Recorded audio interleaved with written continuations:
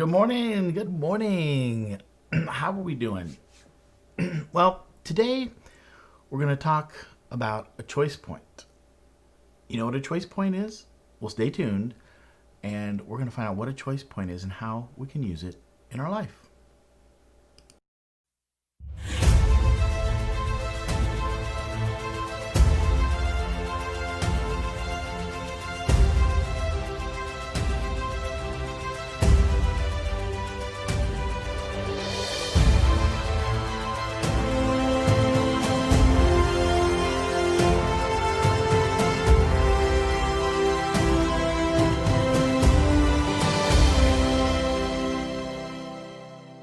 So, what's a choice point?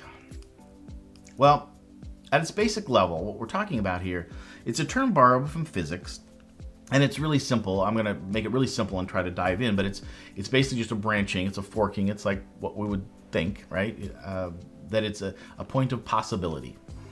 And, we all make choices, and the key thing here is that if we make the same choices that we've always made in the past, then we're going to choose the road that probably has the same problems and maybe only on a bigger scale. So obviously, okay, this is very simple, basic stuff. So we have these choice points at time, and we can choose one road or we can choose another one that leads to a better path, right? To a better world, better with more peace, with more fairness, more education, more harmony. So we're talking about a better world, right? And our worlds are built along cycles. So our hearts beat cyclically. We breathe in cyclically. Our DNA strand is a spiral. So we live in this world of cycles, for sure. And these choice points, they basically are the difference between the end of one cycle and the beginning of a new one. And obviously, at that point, you have a choice point, right, before the new one begins. Now, this is basic stuff, but I'm building up to something. So we've had these choice points. They've really been, for 5,000 years, there's actually been one major choice point that was 5,000 years ago, up to 2012, and this was the whole Mayan calendar situation where, the Mayan calendar ended at 2012. But this it was called the Great World Age, and at that point, the world could then move into a whole new, direction. And that was a major one. Each of these cycles in the past have typically been preceded by catastrophic events and changes, usually in the earth, climate change, different changes in the earth. And we've had, these mass distinctions before, 5 mass distinctions before. And so we've had these big cycles in the earth. And of course, these physical changes on the earth, also personal changes in the humans and the plants and animals that have lived on the earth. So the question is, how do we respond to these challenges of this changing world? And now, I believe that this is a major time for a choice point. This is a major time for a choice point. So how are we going to do this? Are we going to continue to go down the road of fighting and divisiveness, or are we going to come together in cooperation and listening to each other? So I believe that really what's happening now is this huge indication of this choice point. We're coming to the end of a cycle. And like I mentioned, we have this choice to do something.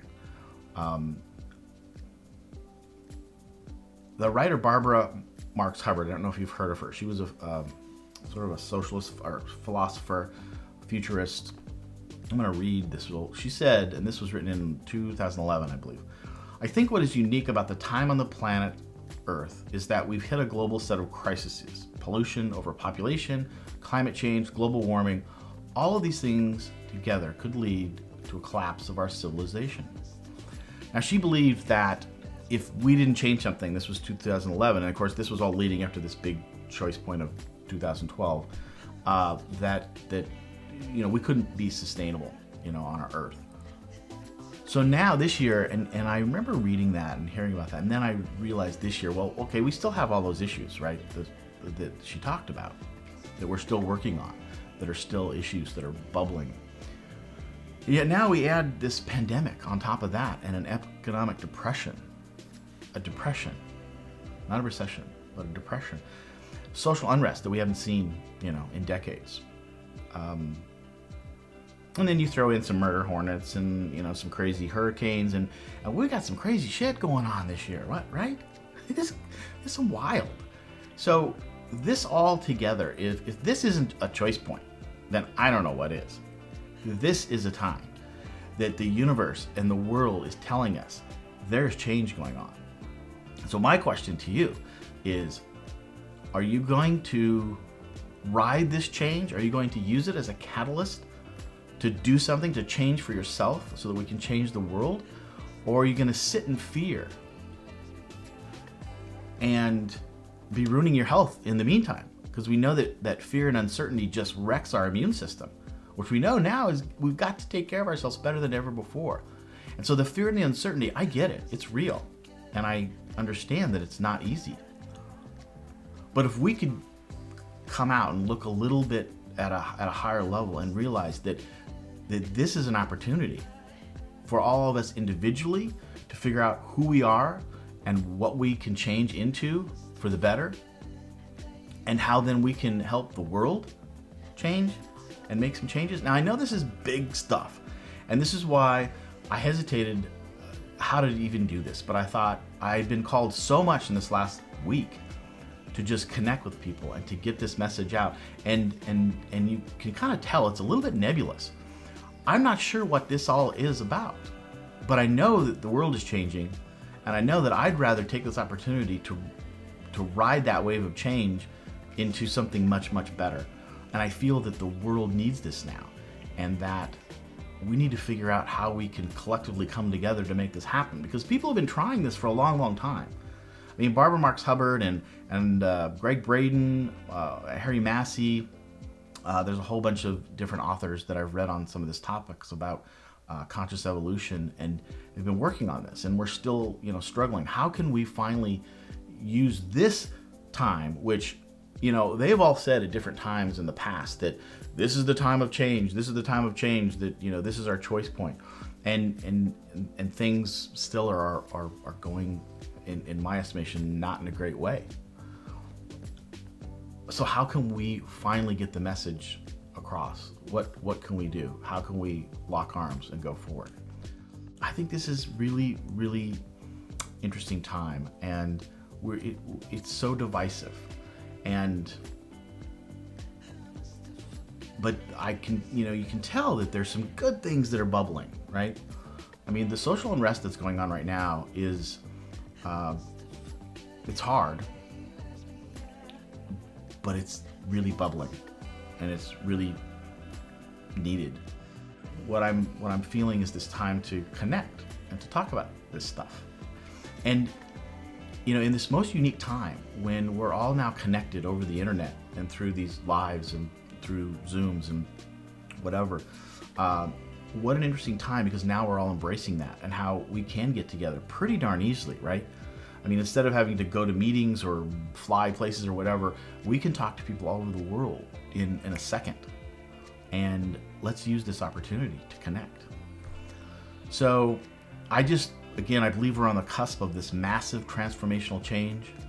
And, it's changing whether we like it or not. So are we going to just get on board, use it as a catalyst to change? I think it just makes a lot of sense right now. To do that. The other thing is, with our technology and our science now, we are in the best place ever to make the massive changes. We really have the technology there. The question is, do we have the wherewithal within? Can we come together within to use our technology and our science and our spirituality? I mean, I think people are waking up spiritually more and more, better and faster than ever. So we've got all this stuff in place. We just have to somehow get it together and focus it. And I think the key is we got to know ourselves better. We've got to know who we are and what we stand for. And if we're willing to just get out of the fear. And this is such a fearful time, but I think it's time that we focus on moving forward. excuse me, and it's time for us. It's time for our families. It's time for the world.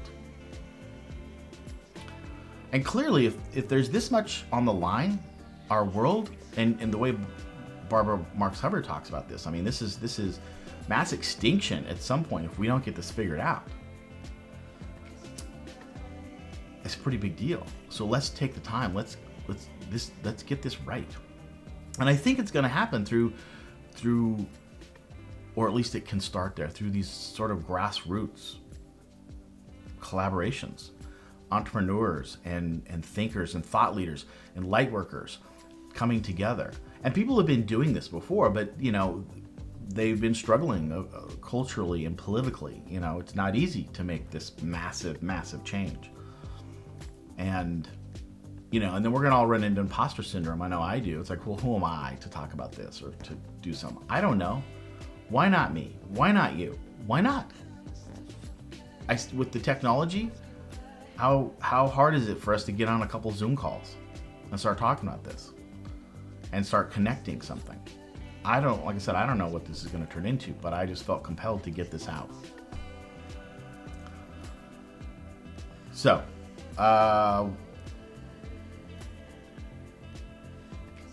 so what we learned, let me just sort of recap a little bit here. So a choice point is a time when one cycle ends and a new cycle begins.